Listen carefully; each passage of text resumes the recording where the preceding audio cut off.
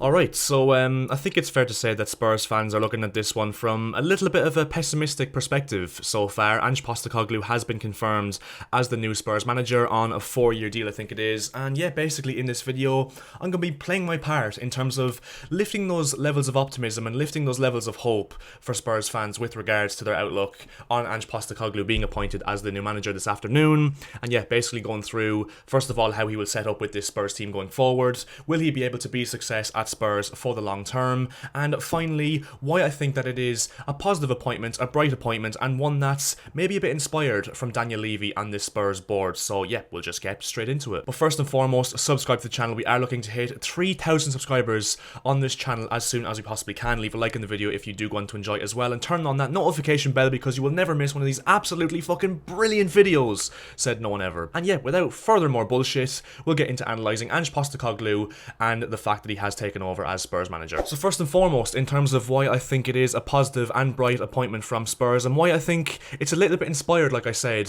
from Daniel Levy and this Spurs board overall. And first and foremost, I want to go back to Spurs' reputation as a football club, which they've built over the course of a number of years, a number of decades, which is almost branded as everyone's second favourite club. Obviously, not me personally, because as you can see, I'm a Chelsea fan. I fucking hate Spurs. But for a lot of Premier League fans and fans around the world overall, Spurs did develop that reputation as a football club from being loved and being respected for the fact that they play a very exciting attacking brand of football with young, hungry players, and yeah, just as a football club just seemed quite likeable from a neutral's perspective, almost like how Brighton are now, where they play that very good brand of football under a manager who's courageous and with a team of players who are very young and very exciting to watch. I think that's what Spurs have prided themselves on as a reputation as a football club for a number of years now, and they obviously in recent years went well away from that, appointing Jose Mourinho after sacking Mauricio Pochettino in late 2019, appointed Jose Mourinho and appointed Antonio Conte after Mourinho, two managers which I think it's fair to say, and I think we're all in agreement, are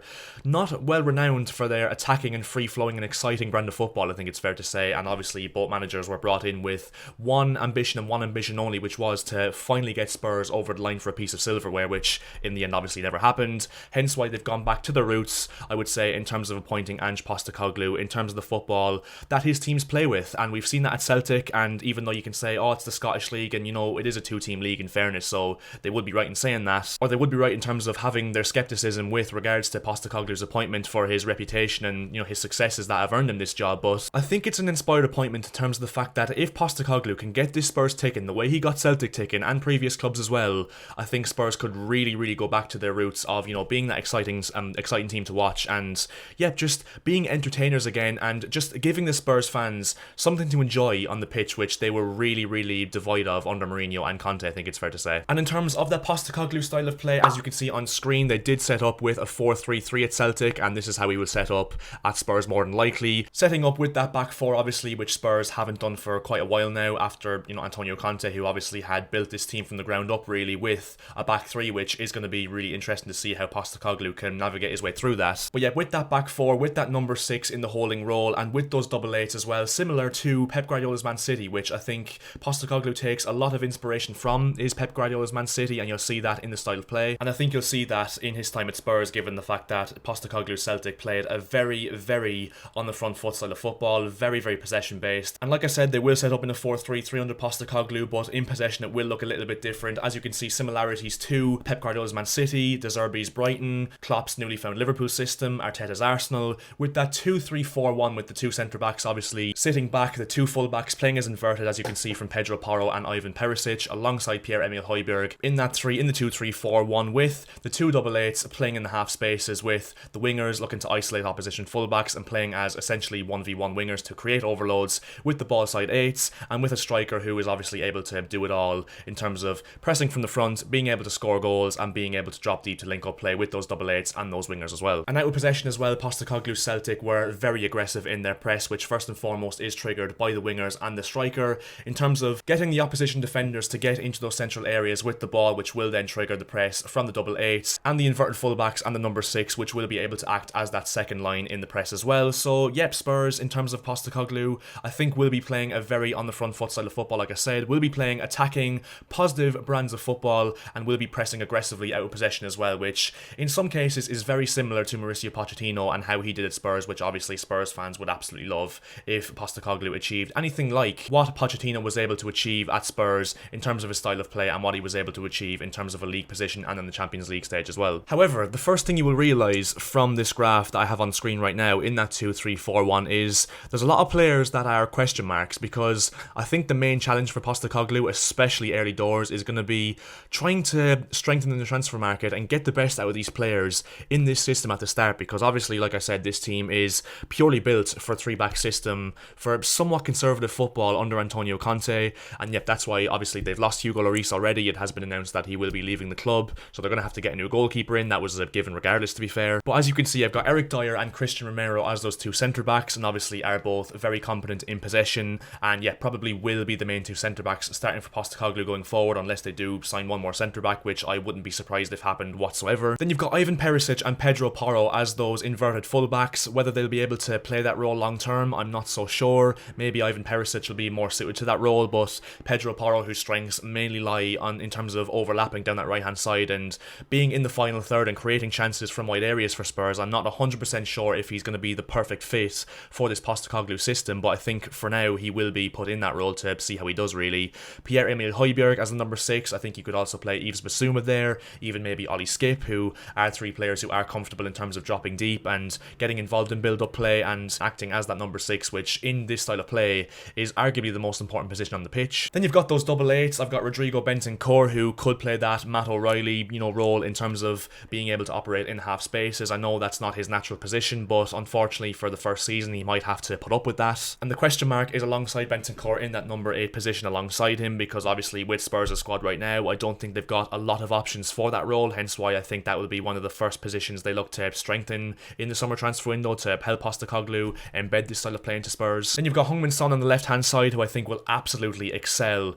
under Postecoglou at Spurs, given the fact that he's obviously extremely energetic and will contribute massively to the press, but also has quality to be able to act as that 1v1 winger and will be able to score goals from wide areas, linking up with Harry Kane or another striker if Harry Kane is to leave the club. But Harry Kane would be an ideal striker for Postecoglou to use next season, given the fact that he is a complete striker, will be able to press from the front and work his socks off for the team, will be able to drop deep and get involved in build-up play, and will, of course, as we've seen, be able to score goals as well for this Spurs team. And the final question mark is on that right-hand side. Obviously, they might sign Kulusevski permanently, they might not. They will need a similar winger to Heung-min Son in terms of a winger that will be able to be that 1v1 winger like Jota was at Celtic in right wing. So I think that's the main challenge that Ange Postecoglou is faced with early doors at Spurs, is really getting to grips with the squad and seeing who's capable of playing this style of play for at the very least a short term. And obviously he's not going to be able to sign 11 players in the first transfer window, so that's why I say that he's going to have to deal with certain players like, say, Perisic and Porro in those inverted areas, and maybe with Bentancur in one of the 8 positions. He's going to just have to put up with that for at least the first season, but the first transfer window for Postecoglou is going to be extremely, extremely important, and that's why I'd say with Spurs fans, look, I'd be patient with this one. I'd give him at the very least the first season as almost a free hit, to be fair, in terms of the fact he's going to have to obviously embed this system into these Spurs players, which first and foremost, most of them aren't used to doing, having played under Mourinho and Conte most recently, and second of all, not having the ideal personnel to completely execute this system from the word go. So that's why I think that it will be a good appointment if Spurs fans can back him and not turning him at the first, at the first hurdle, really. So it's going to be an interesting one, and like I said, the transfer window will be absolutely pivotal to how Postecoglou does at Spurs next season, but it's going to be tough to break into the top 4. I wouldn't imagine Spurs will be in the conversation really for top 4, and I think if Postecoglou gets them into that conversation for portions of the season, I think it will be seen as, in my opinion, as a massively successful first season in charge. But that's why I say to Spurs fans, you're going to have to be patient with this one if you want this one to work, because he's being set up to fail really at this moment's time, given the tools he's been given from the word go. So, and obviously then as well there's the concern of, he's only done it at Celtic really, and he's never really done it in one of the top leagues in the world, which is factually correct obviously, but I think you're never going to be able to prove your chances and prove your worth at this level if you're not given the chance in the first place. And like I said, if Postecoglou can implement a style of play that's anywhere similar to what he was playing at Celtic, obviously they won't be able to dominate the ball as much as they did do at Celtic, because the quality of opposition teams is going to be so much higher at Premier League level than it was in the Scottish Premier League. But I think if he is to be able to embed this system into these Spurs players and get that Spurs team playing Ange ball as soon as possible, I don't see why this couldn't be an absolutely terrific appointment from Spurs' perspective. So, yep, I'm all for it in terms of a neutral's perspective, and I think Spurs fans should, take a leaf out of my book almost in this one in terms of, just giving the guy a chance. Well, yep, Spurs fans, what do you think? Let me know in the comment section below. Leave a like in the video if you did enjoy it. Would be absolutely hugely appreciated. And yep, like I said, subscribe to the channel if you are new. We're going to be doing a lot more content in the build up to next season in terms of the transfer window and potential managerial appointments like this one as well, like I said. So yes, stay tuned on the channel for that one, and I think that is all we have to say in this video now. So thanks very much for watching, and I'll chat to you later.